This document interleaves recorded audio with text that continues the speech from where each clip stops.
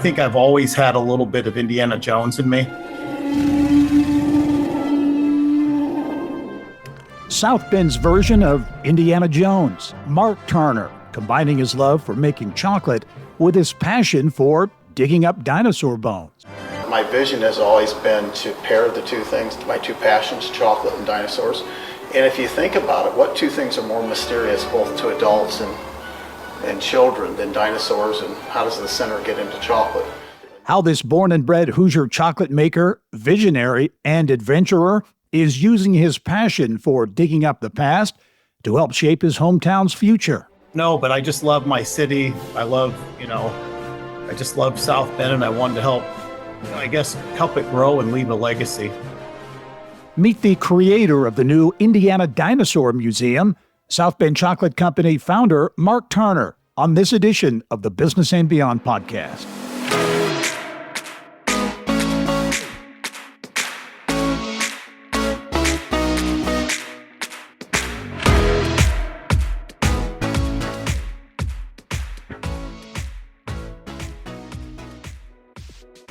Hello and welcome to the Business and Beyond podcast presented by PNC. I'm Gary Dick.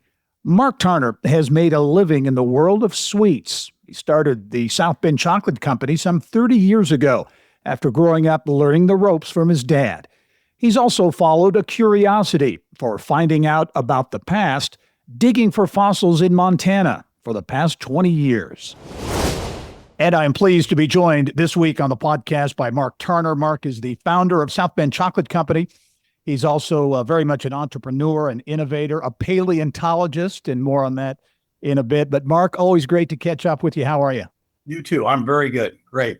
Good. We want to talk about certainly the South Bend Chocolate Company, how it came to be, its growth, and all the great things that you have done and continue to do with that company. But your latest venture is quite interesting, I think, and one that people around the state are going to learn a lot more about in the coming days and weeks. And that's the Indiana Dinosaur Museum. This is a big project, a passion of yours.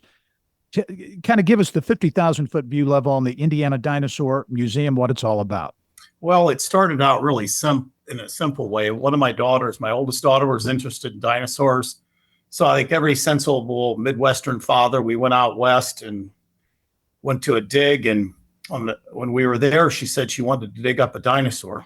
And about 20 minutes later, she started bawling and said it was impossible. She said, "Dad, this is impossible." So 16 years later, I proved her that it was possible. And, I sort of fell in love, not just with the pursuit of it and the adventure, but with the American West. The cowboy culture is still alive, and these people welcome me into their homes, and it's a great place, great people, great food. And I think I've always had a little bit of Indiana Jones in me. So, and I don't know why. My wife makes fun of me. She said, I've never met a superhero I didn't want to be. So that's the story. That's the vision. But over time, we just started accumulating fossils and relationships. And it's just like anything else. People ask me all the time, how did you get involved in this? And I said, it was just like candy making. My dad taught me. There was no degree in this and in candy making.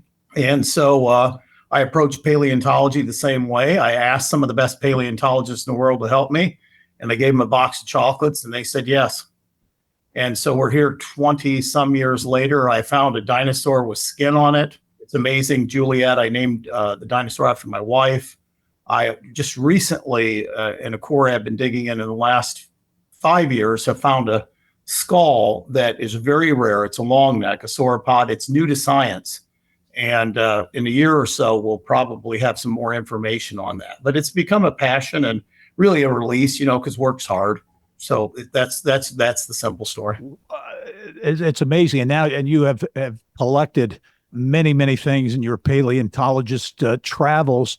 And that's going to be a big part of this museum. Talk about the museum, because it is a big project. Well, it's not only a big project, and I stopped counting, Gary. We had a budget, and I don't think we have enough parking. So I just am finalizing buying the parcel next door. I mean, it's huge, but I had to house my collection, and I wanted to keep it. And I don't know, it was probably I almost gave some things to the Indianapolis Children's Museum because they have a big dinosaur collection. Right. But I thought maybe I'd do it up here. And even though we have a big presence in Indianapolis, I love the weather up here and the snow and the politics. A lot of Democrats are up here. So I'm always the smartest guy in the room. That's a joke. It's a joke. No, but I just love my city. I just love South Bend, and I wanted to help it grow and leave a legacy. Describe what the experience will be, what you're creating there with this museum, which I believe is close to the airport, correct? Yeah, it's right at the end of the runway. In fact, you can almost reach out and touch the planes, and that's part of it. We call it the Notre Dame Overlook. You overlook the airport, and you can see Notre Dame and the Golden Dome in the distance.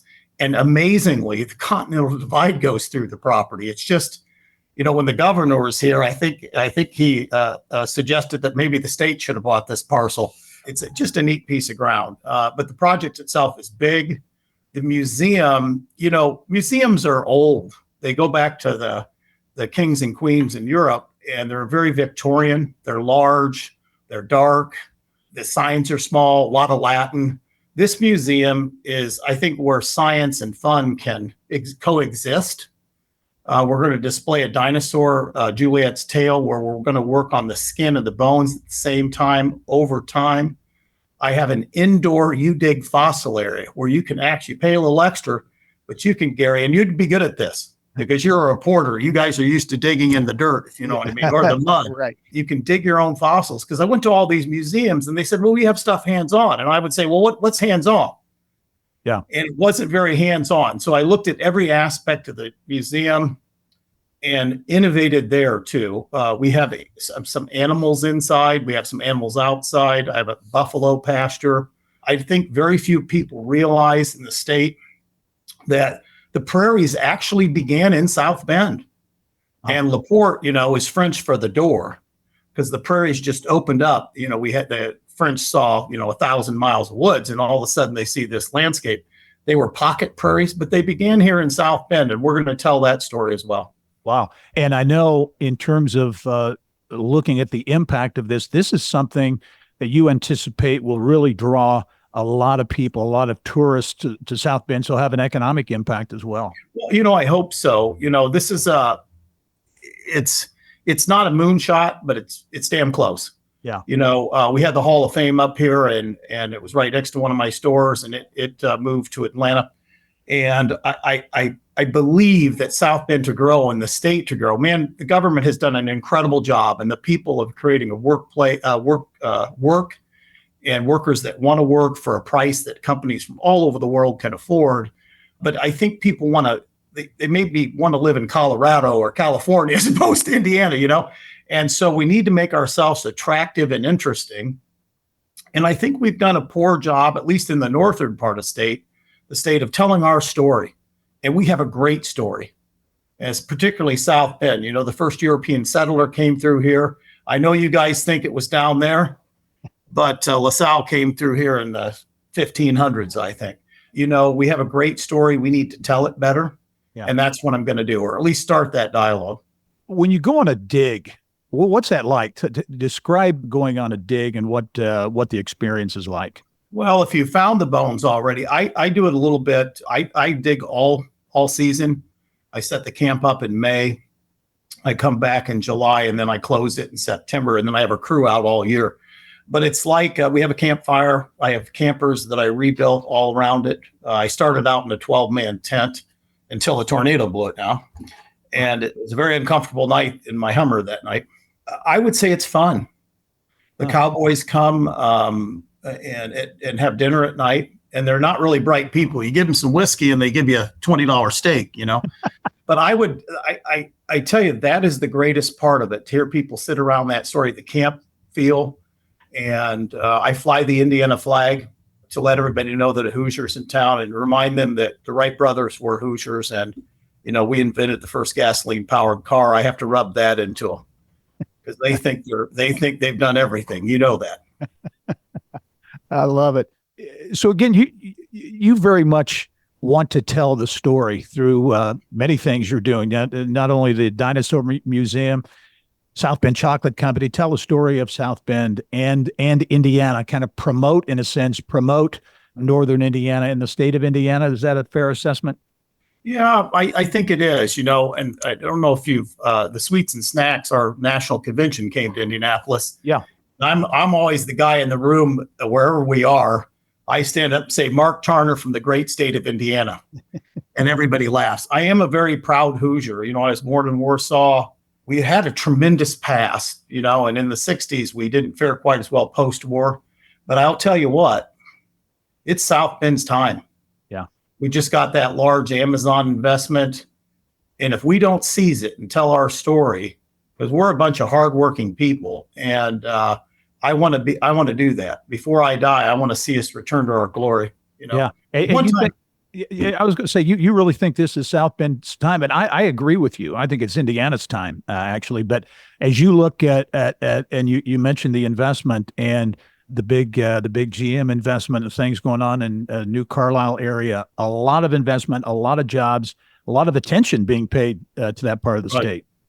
And I think in many ways our mayor is responsible for a lot of that, and the county. They've laid the groundwork, and the state. I don't mean to de-emphasize their part, but South Bend at one time was kind of not pro-business.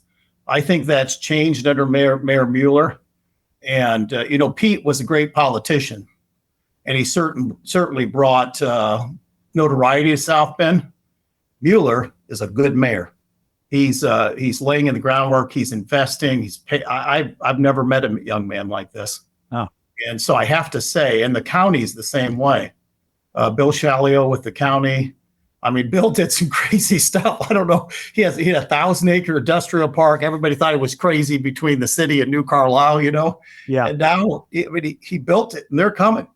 Well, talking about building things, you have built South Bend Chocolate Company really from the ground up. Talk about the early days and kind of the the idea behind the South Bend Chocolate Company and how you grew it. Well, I think you were. Wasn't on your first program. You were the first program. We were 2 years in, and we expanded to an hour to really become statewide. And you were on that very first show. Yeah, I remember. I want to thank you. Well, I started out. My dad had a candy company, and like every young man, I was smarter than my father. And then I started my own company. I didn't make money for 5 years, and suddenly he became Einstein. But, I started out with 3 Notre Dame licensed products. We still make those. I think we're Notre Dame's oldest licensee, and that's been an incredible relationship. But, I opened stores up. I opened the one on the Circle. Boy, it's probably been 25 years ago, when Indianapolis was Naptown. Yep. And people thought I was crazy. That store is still there. We went through an expansion where we're in every mall, and the malls aren't doing what they once did. But, we make 500 items today. Wow. I have a 60,000 square foot plant. We private label. We sell into the U.S. and Canada. Our biggest customers are in Texas, New York, and California. And we have a great, our part of the state, most people don't know. Orville Redenbacher was from up here, from Valparaiso. And I think we were one of the first companies to stripe caramel corn with chocolate. I know it sounds simple, but we were, and now it's a global product. So there's a lot of good raw materials up here and innovation, and I've kind of taken advantage of that. And also, South Bend had a national and international reputation because of Studebaker, Bendix, and the University of Notre Dame. And I think in many ways, if I would have said the Indianapolis Chocolate Company, I've been a tad bit more provincial than South Bend, because and we have a great demographic up here too, Gary. No one's really studied it, but within 150 miles of South Bend, there are 21 million people. The demographic up here is actually better than down there, as far as people within a 2-hour drive. Yeah. Yeah. So I built the company, I over the years, I found out that it's hard to make money in chocolate. I never knew that. And so I'm, as a lasting legacy, as I transfer the company to my son and a couple of workers that work for me, I want to diversify it. So we're a little bit in attractions and in property and in candy. And we have these new restaurants called public houses. They're just rocking. doing really well. How many you have? Well, we have two, and our third one I'm opening up here, and it's just we make our own hamburgers out of ground round sirloin and brisket, and everybody does a hamburger, and I'm going to continue. We make the bun. I have a bakery, and we make the bun. I'm going to continue to improve that as part of the South Bend Farms. I'm going to grow my own tomatoes, and there's nothing better than an Indiana tomato. The only thing better than an Indiana tomato. What? It's a Southern Indiana tomato. There you go. Yeah. They have a little more salt in them, Yeah, yeah. Well, and you view South Bend Chocolate Company as really a food company, right? Yeah, I do. I probably shouldn't, but I do. Food is and service is in my blood. I should probably grow up and become a businessman, And I think part of me, I might spin off part of one of these, and the chocolate cafe is still it's a concept I came up with in the 90s where I fused chocolate and coffee. I mean, the one downtown South Bend's 10,000 square feet, and it does $1.8 million in a very small town in a very small market. I think maybe, Gary, it'd be an opportunity for my son and the staff here to take that public, or get an investment bank and open up 50 of them. It is a really strong concept. If you've ever been in one, you can get dessert and coffee, and I do have to remodel the one in Indianapolis. It's get a lot of customers in there. So it's a good concept, and I'm going to expand it. Well, you're very much an entrepreneur, an innovator. Where did that desire, that passion for being an entrepreneur, because it's not for everybody, where'd that come from?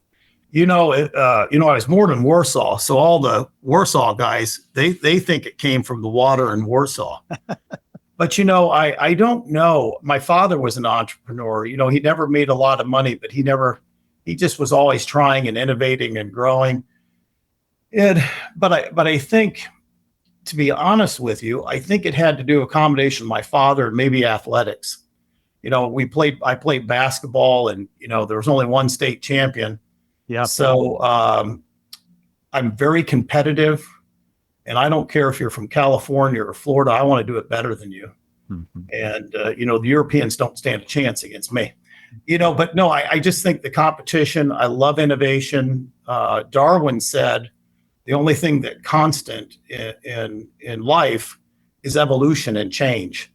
And I think, America has done a great job of evolving our computer. I was reading the other day that I think our companies have, like Microsoft and these companies, have 56% of the world's stock market value or some huge percentage. Yeah. We have to lead that way, and our economy is certainly growing. And I think there's a great future for America if we stick to innovation.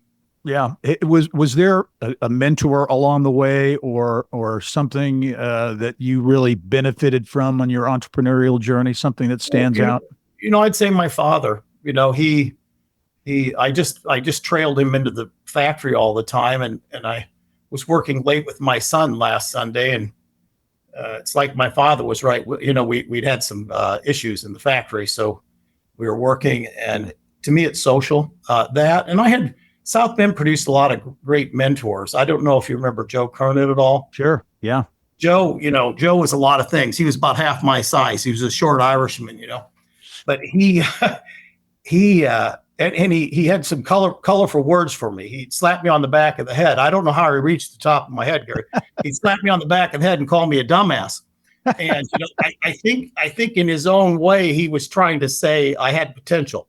Yeah. But certainly Joe and Dr. Furlick and some of the Notre Dame greats have had tremendous. When you come here, I have Newt Rockney's bust back here. That spirit lives in me. Uh-huh. And I want to die. If I go bankrupt here, well, at least I tried. Yeah. And, I don't know what that is. It's something you can't bottle. And I don't think it's something you can teach. Yeah. Yeah. We have much more coming up with Mark Tarner, the founder of South Bend Chocolate Company. We'll talk about growing up in Indiana, in Warsaw, and I think Leesburg too, right? My dad had a grocery store in Leesburg. That's right. Okay, we'll talk about that. We'll talk about basketball and a lot more when the Business and Beyond podcast returns.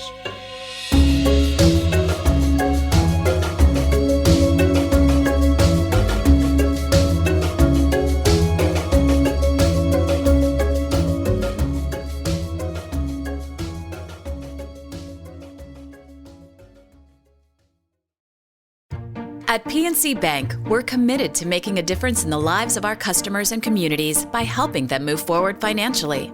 As a Main Street bank, we try to do right by our customers with every encounter.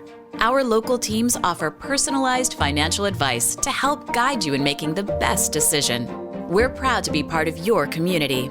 PNC Bank. See how we can make a difference for you at pnc.com. Copyright 2022, the PNC Financial Services Group, Inc., all rights reserved. Welcome back to the Business and Beyond podcast presented by PNC. My guest this week is Mark Tarner. Mark is the founder of South Bend Chocolate Company, is also launching the Indiana Dinosaur Museum, an incredible venture up in South Bend. That will be a big tourist attraction as well. But Mark, kind of going back in time, if you will, you are a proud Hoosier indeed. Grew up in northern Indiana, so Warsaw and Leesburg. Talk about the early days growing up. Well, and I think you mentioned before where I became an entrepreneur, and Leesburg, Indiana had 500 people in it. And as a young man, we moved away when I was, 10, 11, 12. But I had 2 paper routes, and there were 505 houses in that town, and I delivered to every one. And I think, during COVID, we were running out of money, and I kept paying bills, because our sales dropped 97%. Oh. And one of my trusted employees, Christina Tressler, said, "Have you never had money? We have to stop paying bills." And I started crying, and I said, "No, I had a paper route. I've always had money. I've always never, So I think that lived in me, and I guess as I was delivering papers, I dreamed of maybe being what I am, not necessarily this. But, in those days, we all worked with our parents. We lived above the grocery store for a couple of years. And I never made a lot of money. You just work together, and that's in me. Our culture's changed a little bit. A lot of my children's friends, their parents don't own businesses. In those days in Leesburg, Indiana, everybody had a business, or you'd sell honey or can something. And I'm not exaggerating. I think the 60s in America, and in 1969, we went to the moon. I'm a small town, I guess, patriot for that, Yeah. I don't know, but that probably had a huge influence on me, and it gave me a sense of self-confidence. And then we moved to South Bend. I took that kind of sort of naive swagger with me. Yeah. And I still do, I guess. Yeah. Yeah. Sports, that was a big part of your life, right? Yeah. We had a very good high school team, and we beat the eventual state champion. I got to be careful because people will fact check this. I think by 11 points, Broad Ripple. We killed them up here. Now, was this what high school? Clay High School. Clay, yeah. Clay Yep. Colonial. And a friend at my 60th birthday, all my friends got back together, and they said at one point I set a goal of winning state championship. And that's another thing. We played 7 days a week. The courts in town on the west side were the toughest, and boy, we went there. Yeah. And we did a good job and learned. And I think that competitive spirit, I played Division I basketball player at Eastern Illinois, and just it kind of carried with me. Yeah. I always tell everybody, and I was a good student. I was close to a straight A student, but I said college was easy, but basketball in college, that was hard, because you had to get good grades, and everybody would call you a dumb jock, Yeah. So I think that played a big role in it, Yeah. Forging my own path. I was just inducted last year into the Explorers Club in New York. And I don't know if you've ever heard of this thing, but it's some of the world's leading explorers, like those 2 of the guys that died in the submarine, that went to Titanic were part of this association. And my wife said, "You're with a room." We had this big gala in New York, and she said, "I'm with a room of marks."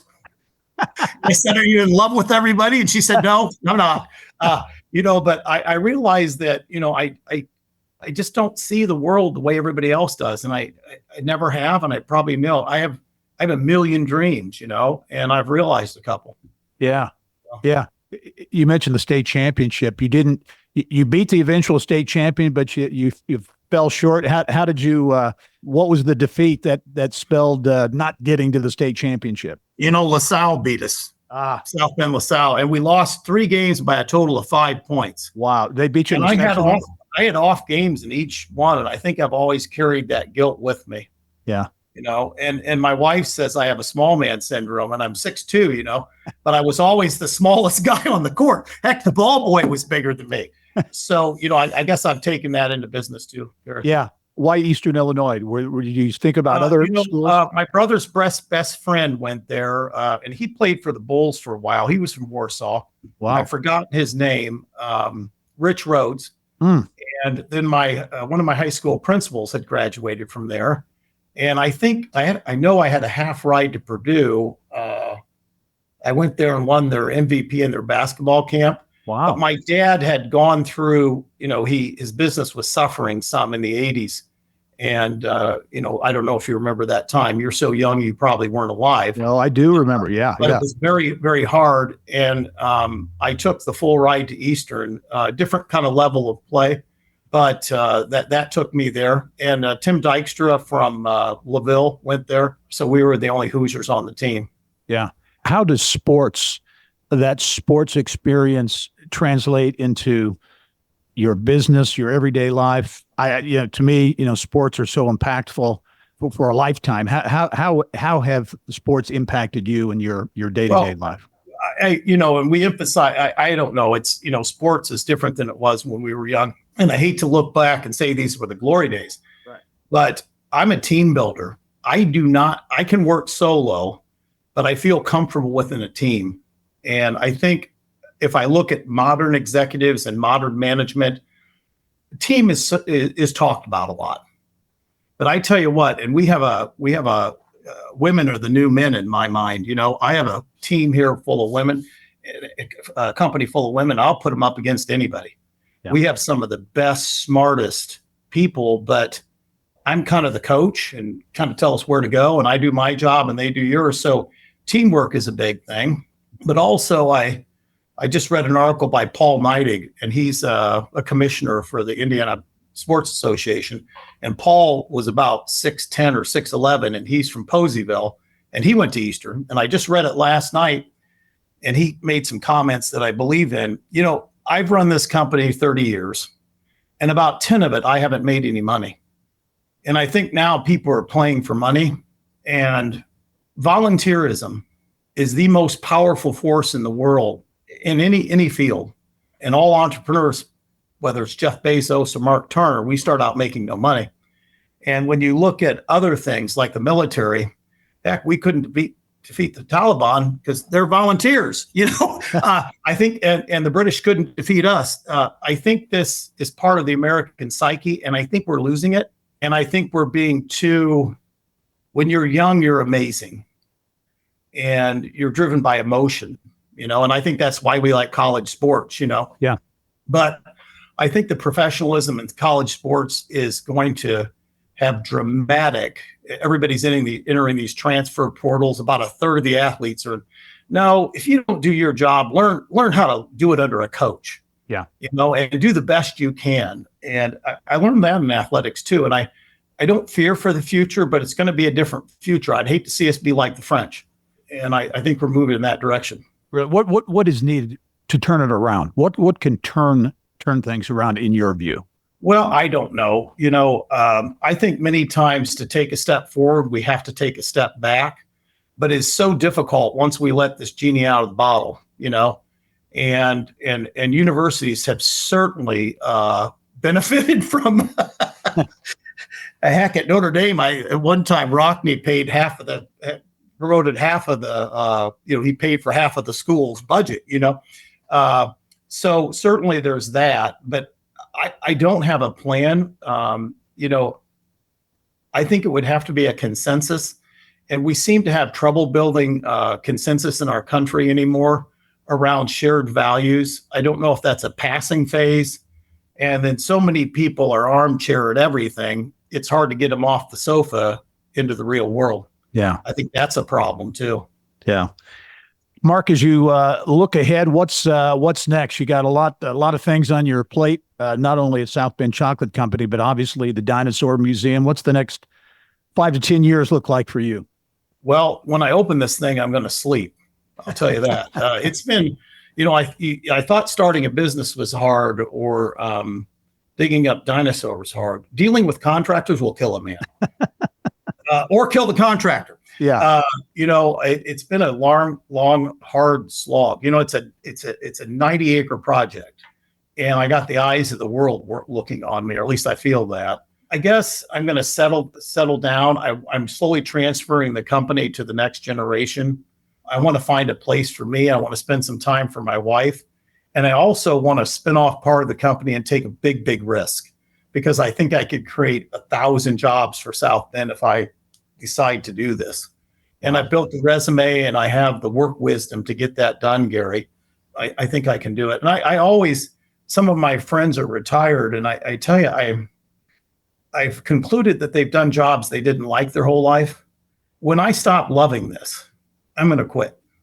But I still love it. I still have that, I'm a little achy when I get up in the morning, but I go to work. I was at work this morning at 7:00, and I'm going to work till dark. I mean, this is something I love to do. Does that make, I can't see doing anything else. Yeah. Well, Indiana is the better for it. Mark, you are a great guy, a very interesting guy. I've enjoyed our conversation today. Thanks for all you do for South Bend, but also Indiana. I look forward to getting up and checking out the Dinosaur Museum as well. Thank you. And you're quite a man yourself. Thanks for promoting Indiana businesses. I appreciate that. Mark Tarner, the founder of the South Bend Chocolate Company, my guest this week on the Business and Beyond podcast. We are a weekly conversation with achievers in business, sports, entertainment, and beyond. And you can download all of our episodes and get Indiana business news 24/7. All you have to do is go to InsideIndianaBusiness.com. I'm Gary Dick. Thanks for joining us. We'll see you next time.